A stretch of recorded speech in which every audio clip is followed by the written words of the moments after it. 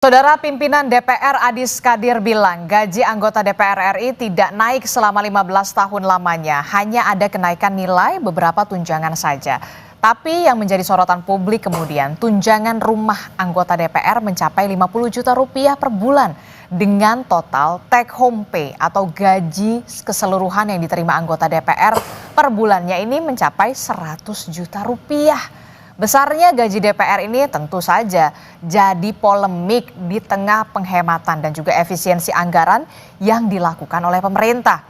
Sudah tepatkah kebijakan kenaikan tunjangan anggota DPR ini?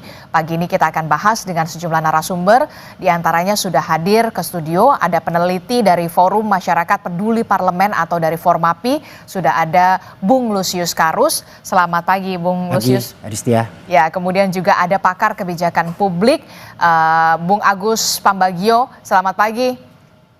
Pagi. Iya, sebenarnya kami juga sudah berusaha nih sejak malam sampai pagi ini Pak Agus dan juga Pak Lusius untuk menghubungi sejumlah anggota DPR, bahkan ada banggar DPR untuk berdialog di pagi hari ini.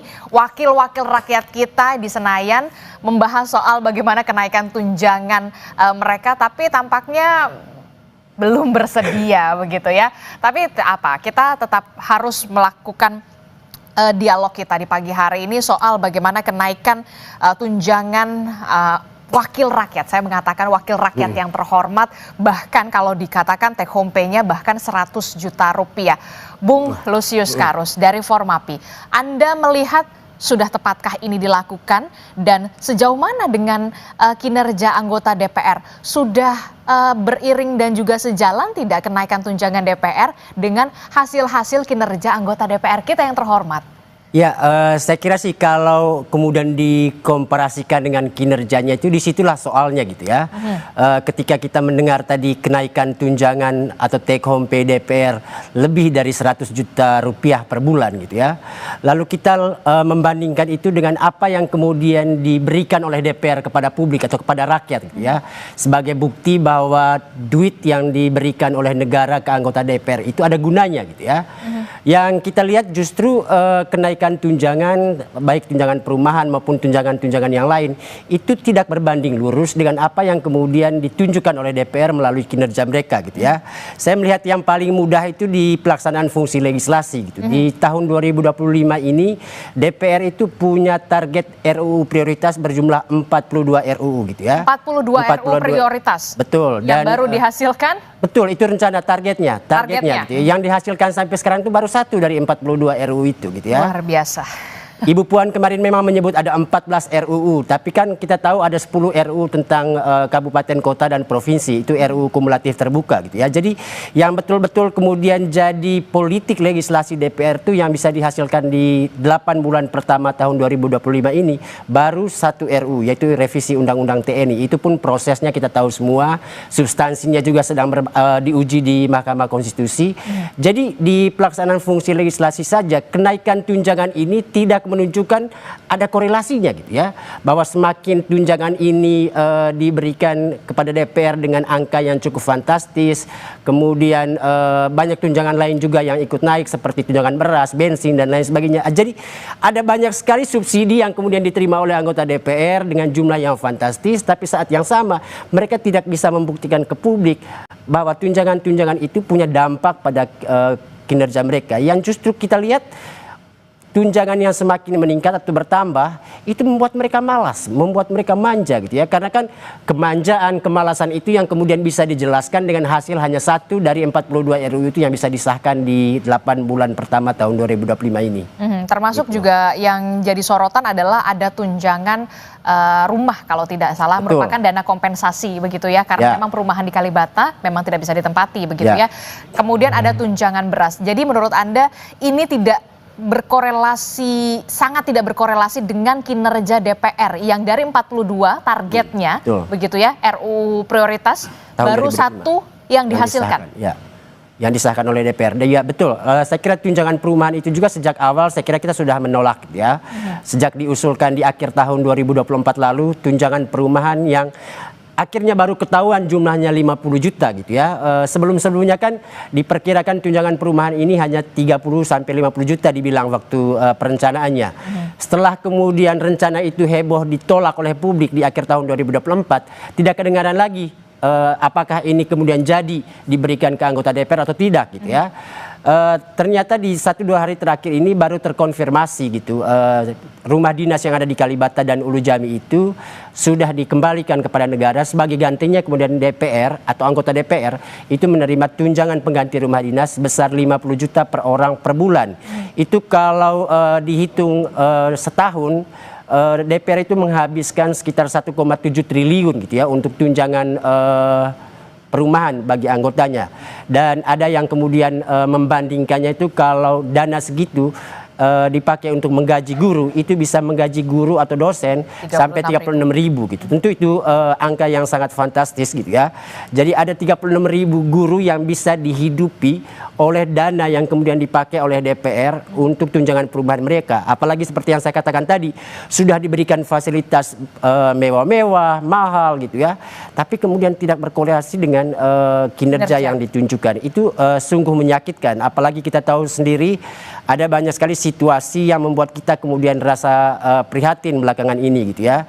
Cerita terakhir bagaimana seorang anak di Sukabumi yang akhirnya meninggal dunia gitu ya karena cacingan gitu ya. Itu sesuatu yang sangat ironis. Itu. Kita bicara soal dana yang diterima oleh anggota DPR, dana sia-sia jadinya gitu ya, karena kemudian tidak ada dampaknya gitu, ya, untuk apa yang kemudian bisa ditunjukkan DPR kepada publik. Gitu. Saya ke Pak Agus Pambagio. Pak Agus, dari kacamata Anda sebagai pakar kebijakan publik begitu, sudah tepatkah kemudian pemerintah begitu ya menaikkan tunjangan untuk para anggota dewan kita yang terhormat di Senayan di tengah begitu ya, kita tahu pemerintah pusat katanya mau efisiensi, katanya efisiensi anggaran, katanya keuangan fiskalnya lagi diperketat begitu ya, bahkan belanja daerah juga lagi dibatasi. Kok sedikit kontradiktif ya? Ini bukan kontradiktif, ini sih gila ini. Ini kebijakan gila menurut saya. Karena begini loh, masyarakat itu sedang ditekan di daerah-daerah, saya baru kembali dari daerah-daerah yang meskipun bukan anggota DPR. Itu mereka kesulitan karena dana imbangan, dana dari pemerintah pusat itu tidak ada lagi.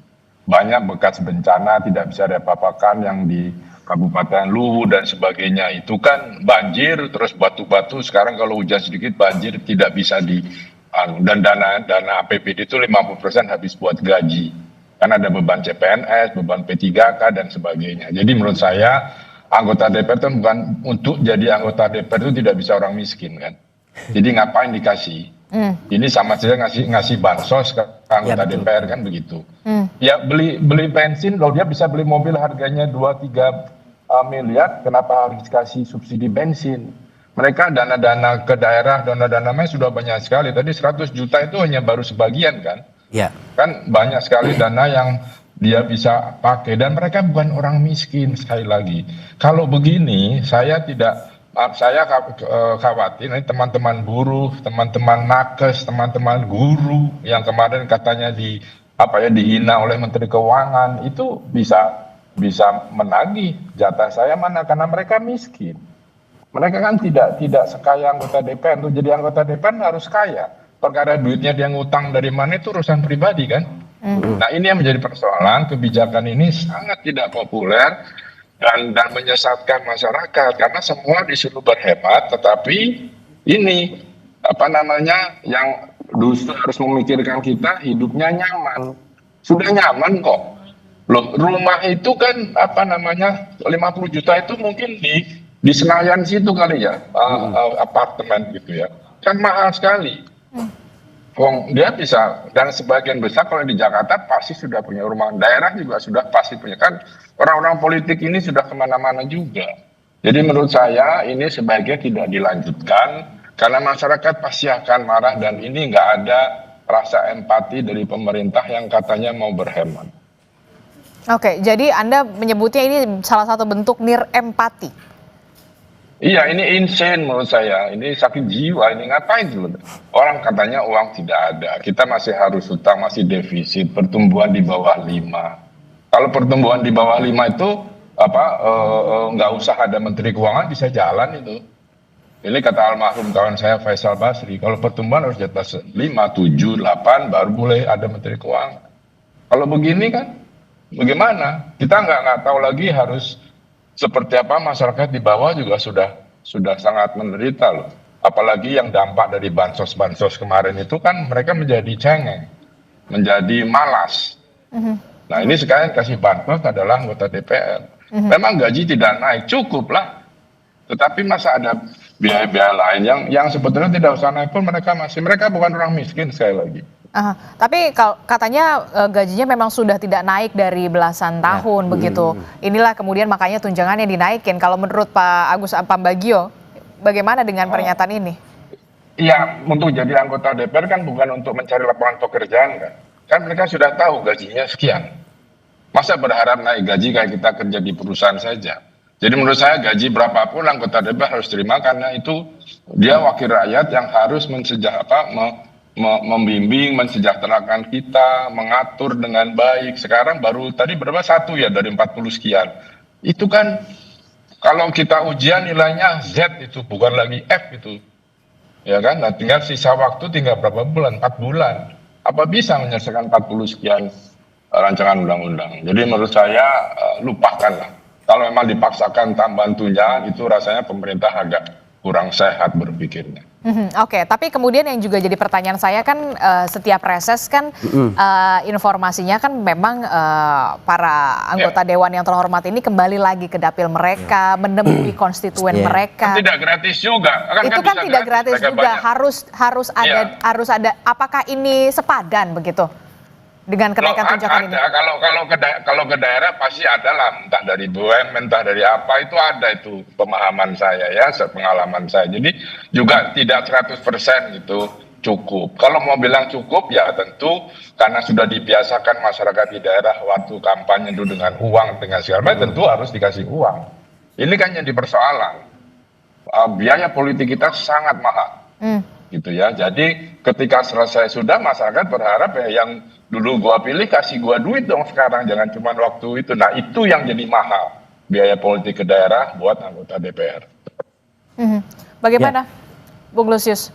DPR ini kan kalau lagi reses memang seharusnya kembali lagi ke dapil mereka, menemui konstituen mereka begitu. Ini mungkin menjadi salah satu pertimbangan kenapa kemudian tunjangan dinaikkan begitu ya, untuk bisa menemui konstituen mereka walaupun memang kita tahu sudah ada dana aspirasi. Iya, sebenarnya nggak ada urusan gitu ya pulang reses lalu mereka menaikkan tunjangan untuk rumah gitu ya, karena kita tahu sendiri reses itu punya banyak lagi tunjangan turunannya gitu ya. Ada tunjangan dana resesnya, ada juga dana aspirasinya. Menurut Krisdayanti dulu jumlahnya sangat fantastis sampai 400 juta lebih untuk 5 kali reses dalam setahun gitu ya. Itu angka yang sangat luar biasa, apalagi kita tahu tidak semua anggota DPR juga menggunakan masa reses itu untuk kembali ke dapilnya. Banyak yang menggunakan masa reses justru untuk berlibur ke luar negeri gitu ya. Jadi laporan dana reses atau efektivitas reses ini pun masih jadi soal gitu ya, karena kita sendiri nggak pernah bisa mengakses laporan reses anggota DPR itu apa saja yang mereka lakukan, siapa saja yang mereka temui, lalu aspirasi apa yang kemudian mereka ambil dari daerah pemilihannya gitu ya. Dan paling penting saya kira nggak ada urusannya masa reses itu dengan urusan penambahan tunjangan gitu ya, apalagi tunjangan perumahan maupun tunjangan bensin gitu ya. Reses itu sudah dibiayai sendiri dengan tunjangannya sendiri gitu. Jadi saya kira sih paling penting ada banyak kenaikan tunjangan yang dimiliki oleh DPR, dan itu tidak boleh kemudian menjadikan alasan gaji yang tidak naik selama berapa tahun itu jadi alasan tunjangan-tunjangan dimunculkan lalu dinaikkan gitu angkanya untuk yang tunjangan-tunjangan lama gitu ya. Gaji yang tidak naik itu kan memang karena ada peraturan pemerintahnya gitu ya. Ada undang-undangnya juga gitu, dan itu berlaku untuk semua pejabat negara gitu. Dan harusnya sih selama ini memang kita tidak terlalu banyak mempersoalkan soal gaji pokok anggota DPR gitu ya, karena kan ininya istilahnya gaji pokok. DPR selalu menolak istilah tunjangan dengan kata gaji gitu, padahal semuanya kan artinya dana pendapatan yang diterima oleh anggota DPR yang masuk ke rekening mereka gitu ya. Take home pay. Betul. Jadi soal istilah itu jadi tidak penting sebenarnya, tapi kita tahu betul ada uang masuk begitu banyak dalam rekening anggota DPR, bahkan mereka sendiri juga bingung untuk kemudian mengklasifikasi dana-dana yang masuk itu. Yang jadi soal kita itu ya tunjangan-tunjangan yang naik itu menjadi tidak relevan atau tidak urgent gitu ya. Ketika ada banyak persoalan lain yang harusnya didahulukan oleh DPR gitu loh, seperti yang dibilang tadi oleh Pak Agus gitu ya. Ada banyak persoalan di masyarakat yang mestinya justru kita andalkan DPR ini untuk memperjuangkannya gitu ya. Ada masalah kemiskinan, ada juga soal orang sakit seperti itu yang harusnya sih membutuhkan apa gitu respon DPR lebih cepat untuk kemudian melahirkan kebijakan untuk mengatasi semuanya itu. Yang kita saksikan kebanyakan fasilitas dan tunjangan yang diterima oleh DPR seperti yang saya katakan di awal yang membuat mereka jadi obesitas gitu, jadi malas gitu ya untuk kemudian bekerja gitu, dan itu yang kita tidak harapkan sebenarnya dari tunjangan-tunjangan ini. Oke, bentuk transparansi apa yang bisa dilakukan oleh DPR begitu ya untuk bisa memberikan lagi, dalam arti kata begini, ini loh tunjangan-tunjangan ini kita gunakan lagi untuk ini, kembali lagi ke masyarakat. Selama ini apa yang bisa dilihat dari DPR? Apakah ada transparansi soal itu? Tapi jangan dijawab dulu, Bung Lusius Karus. Nanti kita akan temukan jawabannya usai jeda. Tetaplah bersama kami di Sapa Indonesia Pagi. Sebelum kita lanjut dalam dialog kita, kami akan ajak Anda menyimak pernyataan Sekjen DPR Indra Iskandar yang tadi malam saudara hadir dalam program Sapa Indonesia Malam. Iskandar bilang, tunjangan rumah dalam bentuk tunai jauh lebih efisien dan terjamin dari segi akuntabilitas ketimbang fasilitas rumah yang dikhawatirkan bisa berpotensi terjadinya penyimpangan. Sebenarnya kalau kita ngomong teknis gitu ya, rumah ini sudah dikembalikan kepada negara gitu ya. Oke. Kemudian juga ada kewajiban negara untuk memenuhi hal-hal semacam itu gitu ya. Dan sebenarnya lembaga-lembaga tinggi lain juga semua tunjangan itu ada. Cuma kalau di DPR kan ribut ya. Lembaga-lembaga lain damai-damai aja sebenarnya. Gitu ya. Jadi sebenarnya, dan jumlahnya juga lebih besar sebenarnya. Jadi sebenarnya ini sudah sangat moderat. Kalau jadi pertanyaan-pertanyaan yang teknis semacam itu memang ini kan kita secara jujur juga harus katakan bahwa kondisi objektif dalam pengelolaan keuangan tuh antara rumah dengan diberikan dalam bentuk uang memang akuntabilitasnya lebih aman dalam bentuk uang, karena pemeliharaan rumah itu besar dan itu berpotensi memang ada fraud dan lain sebagainya gitu. Jadi Fraudnya untuk maintenance-nya itu tadi? Ya kalau rumah itu kan bisa berbagai tafsir kan, intinya jumlah pemeliharaannya yang diperbaiki seberapa besar segala macam gitu ya. Rentang kendalinya terlalu besar. Tapi kalau dalam bentuk uang, saya sudah bekerja sama juga dengan beberapa bank himbara, anggota DPR yang mau menyewa dalam 2-3 tahun ke depan itu, mereka dapat uang dan mereka mencicil ke bank dan lewat kami, mereka nggak terima uang lagi. Ada juga yang mereka mencicil rumah di pinggiran Jakarta gitu, itu lewat kami, bank himbaranya langsung memotong langsung dari kami. Jadi itu juga menurut saya satu alternatif untuk ke depan. Atau begini Pak Indra, mungkin nggak kalau misalnya tunjangan-tunjangan diberikan itu sifatnya lamsam, jadi nggak diberikan mau berapapun habisnya segitu diberikannya gitu. Jadi sifatnya reimbursement gitu, nggak lamsam. Ya mekanisme itu sebenarnya bukan DPR mutusin ya. Jadi dalam akuntansi negara tuh memang sudah ada standar-standarnya gitu. Termasuk salah satunya adalah dalam cara pemberian uang semacam itu. Sebenarnya buat DPR kalau dibuat lamsam jauh lebih enak juga gitu ya. Mereka di ini. Tapi risiko kalau lamsam juga harus sesuai dengan ini juga, standar harga yang fair gitu kan. Sebenarnya kami di sini sebagai rakyat berharap betul wakil rakyat kita yang terhormat di Senayan ini bisa kemudian juga bisa mendengarkan aspirasi dan juga berdialog bersama kita soal kenaikan tunjangan anggota DPR ini. Dan kita tahu saudara, naiknya tunjangan anggota Dewan yang fantastis jadi perhatian warga. Lalu apa saja komentar warga terhadap kenaikan tunjangan DPR? Kita simak berikut ini. Kalau bisa dibarengi dengan kerja nyatanya gitu di sekalian dijabarin, jadi pas berita ada angka itu muncul harusnya mereka juga sambil ini portofolio kita gitu, jadi kan misalnya kita bisa lebih percaya gitu kalau misalnya ada bukti kerja nyatanya juga gitu. Rakyat kita ini masih banyak yang belum, ini aja sudah banyak yang mencari pekerjaan lowongan, sementara anggota-anggota kita itu ya dinaikkan gajinya, fasilitasnya gitu. menurut saya perlu dipertimbangkan atau dikaji ulang ya, apakah memang sepenting itu untuk memberi tunjangan rumah dengan gaji yang itu tadi lebih dari UMR dalam sehari mungkin ya.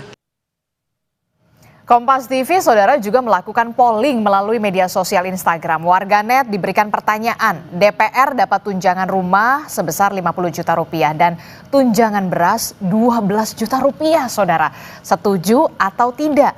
Sampai Kamis pagi yang menjawab setuju ada 13% atau 22 pemilih. Dan yang tidak setuju 87% atau 147 pemilih, saudara. Ini dia, kita akan saksikan bersama bagaimana polling Kompas TV soal tanggapan soal DPR dapat tunjangan rumah 50 juta dan juga tunjangan beras 12 juta.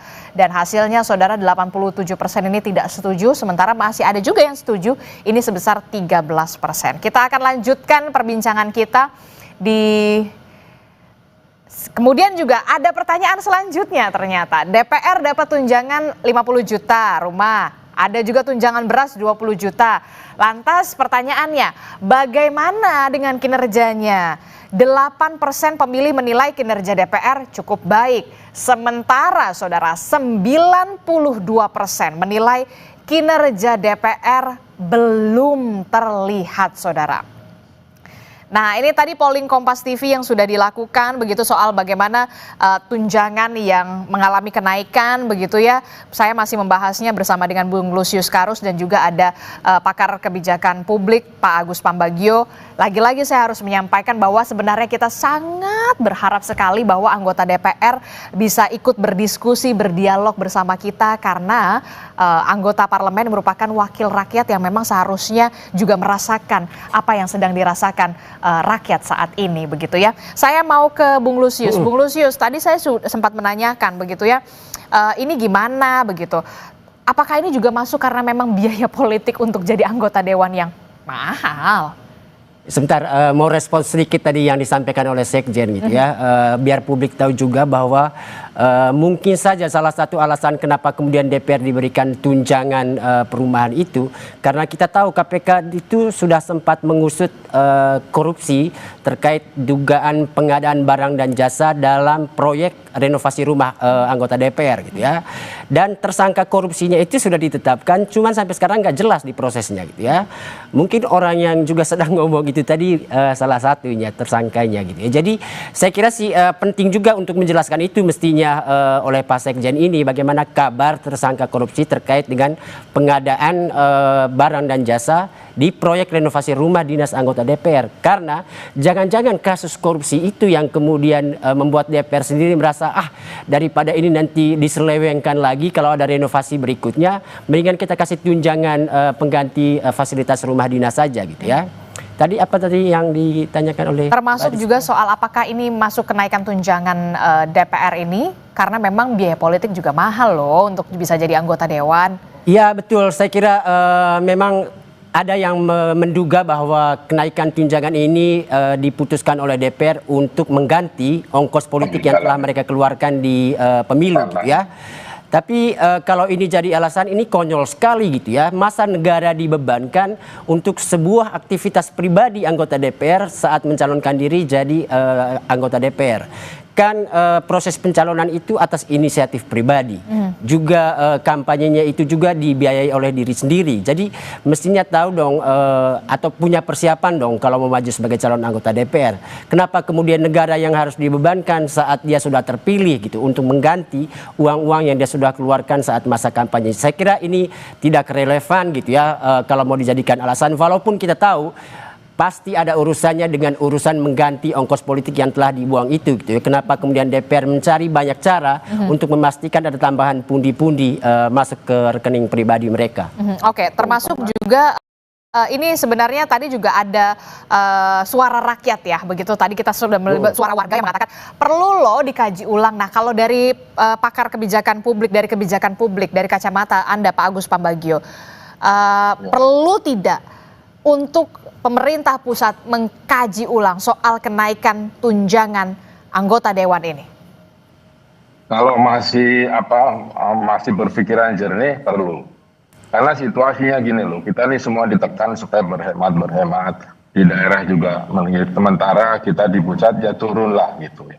Nggak usah lah itu dulu. Ini secara psikologis kan mengganggu masyarakat. Kita sudah susah, tapi mereka yang memikirkan kita tidak bekerja dengan baik. Artinya gini, coba DPR panggil seluruh yang komisi-komisinya kepada juga pemerintah, partner-partnernya. Pikirkan bagaimana mengatasi krisis ini. Bagaimana ekonomi kita bisa bangkit sehingga masyarakat bisa dapat lagi dana-dana anggaran dari pusat dan sebagainya, lalu guru juga bisa naik gajinya dan seterusnya, baru nanti pikir belakangan gitu loh. Jangan yang mikir dikasih dulu sementara yang hidup itu dibiarkan. Jadi menurut Anda perlu ada pengkajian ulang soal kenaikan tunjangan DPR ini? Ya, apapun alasannya, karena mereka bukan orang miskin. Kalau itu tidak naik pun tidak melarat kan. Tetapi masyarakat, dana-dana tersisa, dana-dana masyarakat yang harusnya digunakan untuk pengembangan masyarakat kan sudah habis buat MBG, habis buat Koperasi Merah Putih, dana desa dipakai tanggungannya. Kemudian dana CSR dari BUMN akan terpusat ada di Danantara. Itu kan membuat masyarakat bingung. Itu mesti bagaimana saya bisa bagaimana kita DPR bisa menciptakan lapangan pekerjaan. Kita lihat pidatonya Perdana Menteri Singapura. We need jobs, we need jobs. Nah kita omong nggak itu? Kan cuma di mulut omong-omong saja. Nah itu bagaimana peran DPR untuk meng-create pekerjaan supaya tidak ada preman. Karena preman-preman itu sebagian juga ada di sana dan sebagainya. Dan semuanya itu menyulitkan masyarakat. Nah itu dulu dibereskan lah. Memang tidak besar perorangan, tapi ketika di total 500 sekian orang itu menjadi jumbo juga. Dan itu menyakitkan masyarakat, itu saja.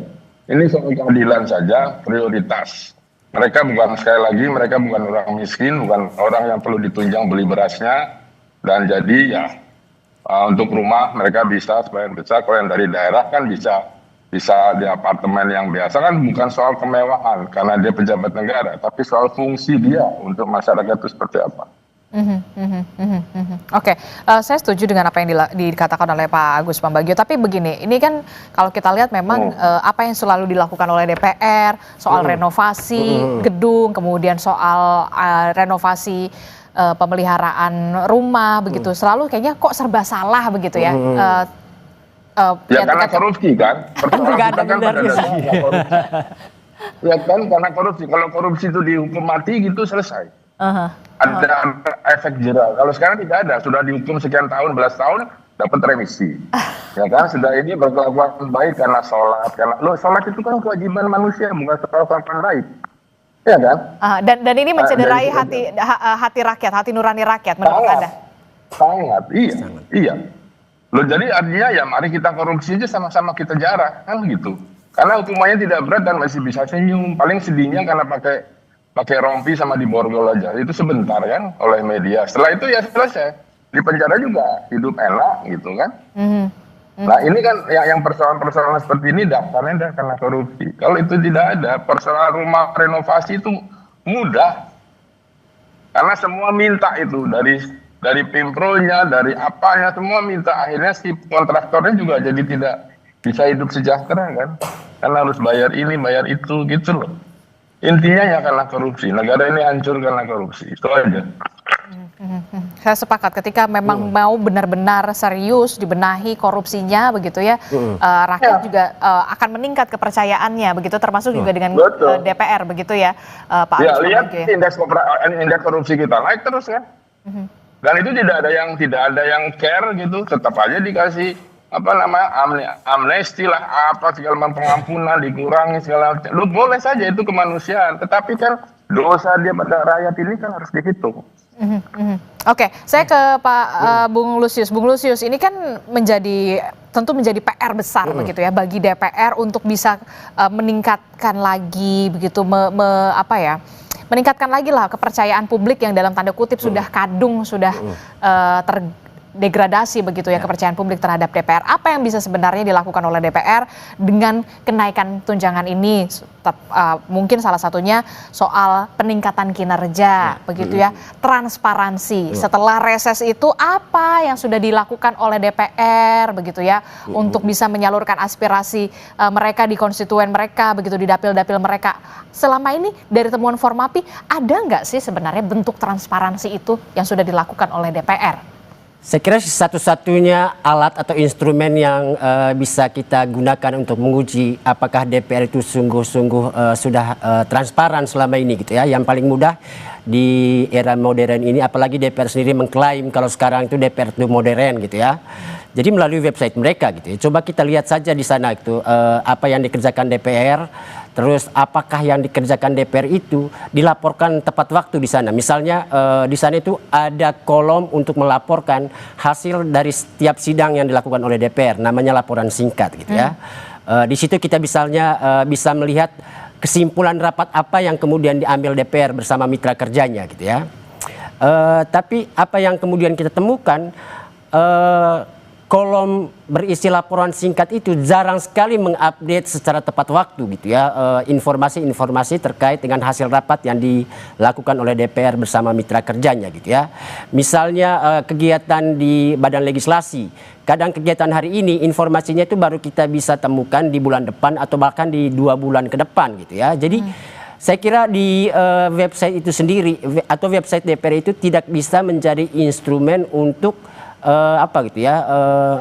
menjadi referensi kita untuk mencari informasi utama gitu ya terkait apa yang dikerjakan oleh DPR gitu ya.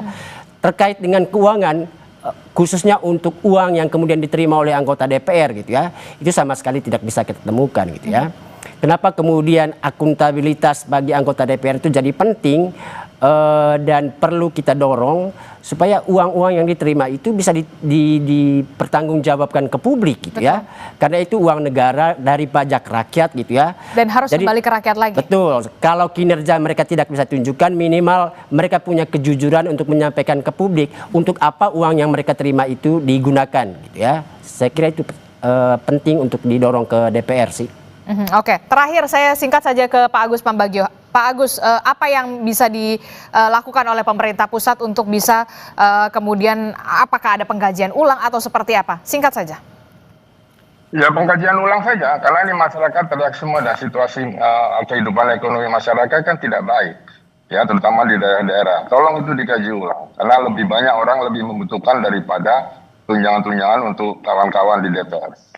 Oke, baik, terima kasih pakar kebijakan publik Pak Agus Pambagio telah bergabung bersama kami. Kemudian dari Formapi, Bung Lusius Karus juga terima kasih sudah membagi perspektifnya bersama kami. Tentu saja kita masih berharap bahwa memang anggota DPR bisa ikut berdialog bersama begitu nanti di program-program Kompas TV lainnya, karena memang DPR merupakan wakil rakyat. Terima kasih Bapak-Bapak, sehat selalu. Assalamualaikum, selamat pagi. Terima kasih. Pagi.